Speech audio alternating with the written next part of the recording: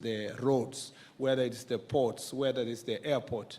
There is no sector that we do not have, that we have not used, not just engineers from other countries. Despite the fact that we continue having engineers coming from other countries, but by and large, I don't think we can say that in this nation, we have more than 10% of foreigners performing engineering work here. As we engineer a new world, rapid urbanization in Kenya and Africa has been put to test, especially in collapsing of buildings, bridges, and other infrastructure. We lose people to collapsing buildings and substandard roads, mostly linked to unqualified or uncertified practitioners in the industry. This puts the reputation of the profession under question of our competency of members. We are ready to work with the Engineers Board of Kenya and other relevant agencies in clamping down quacks. Through the right ministries, we invite you for an engagement on legal and policy frameworks. Besides monitoring and regulating education and training, eliminating intruders is one of the ways of restoring dignity to the engineering profession. On this note, I wish to declare the 30th Institution of Engineers of Kenya Annual International Convention and the 18th General Assembly of the World Council of Civil Engineers officially open. Azimio la Umoja leader Raila Odinga has vowed to oppose the government's increase in charges for some services, including issuance of national identity cards, saying that every Kenyan is entitled to own the IDs for free. The former Prime Minister was speaking in Westlands, Nairobi, during a meeting with church leaders where various matters pertaining the future of the nation were in discussion.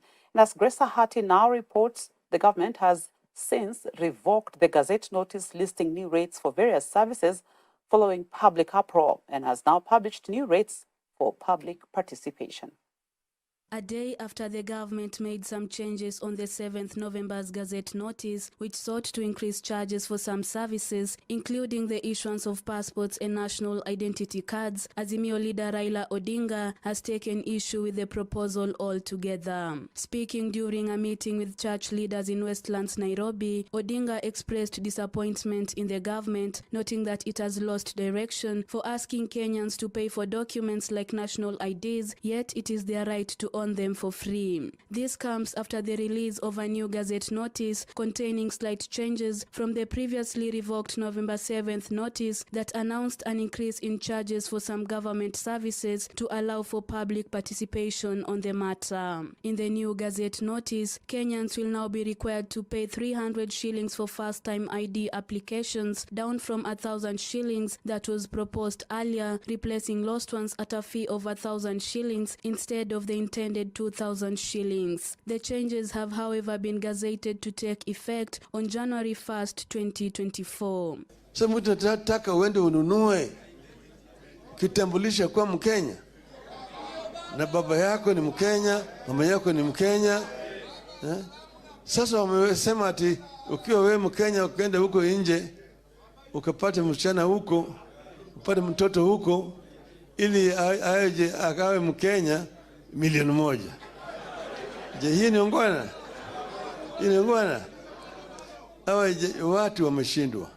Mambo ya kitambulisho tutasema ni lazima kila Mkenya apewe kitambulisho. While criticizing the government's intention, the opposition leader vowed to ensure that all young people aged 18 and above possess identity cards, noting that this will increase the number of registered voters in the upcoming general elections.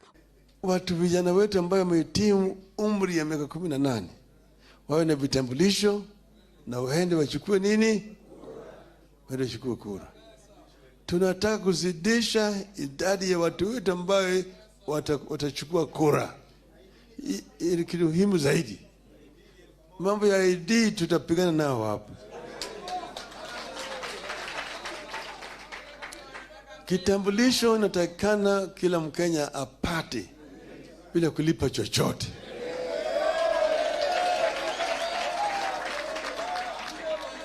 Maana hiyo ndio inaonyesha wewe ni Mkenya. On matters politics, Raila has endorsed Westlands Member of Parliament Tim Wanyonyi to run for the Nairobi gubernatorial seat in the next general election, describing him as a dedicated leader who is best fit for the seat. Wanyonyi huyu umetoka naye mbali. Yeye ni mtu ambaye anajua kazi yake. Yeye ni mtu kwanza amesoma vizuri, anajua mambo ya sheria, anajua mambo ya uchumi. Mtu kama huyu anaweza kufanya kazi kubwa zaidi. Kwa hiyo mtu kama haya nataka apewe fursa. Lakini mimi naambia nyinyi sasa, sataki kuanza mambo ya kampeni mapema. Reporting for Hope TV Newswatch, I'm Grace Ahati.